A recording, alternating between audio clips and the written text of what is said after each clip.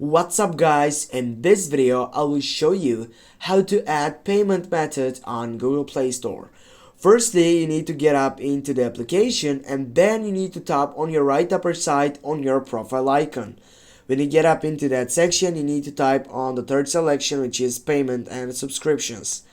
When you get up into that section, you're gonna find out 4 different options.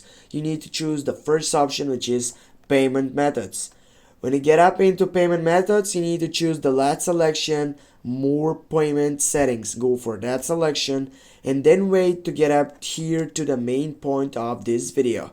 Now here you need to go for that but set up with the blue light section. Go for add payment method. And then here you're gonna be able to add your card number, your informations about your card holder name, then about your billing address. You need to fulfill your country here, your address of living, your town or city or postcard. You need to fulfill all these informations and then simply need just to tap for save. It will be verified by Play Protect, as you know, and it will bring you to adding that payment method. Thanks for watching guys. Don't forget to hit that like and share the video. See you soon and have a nice day.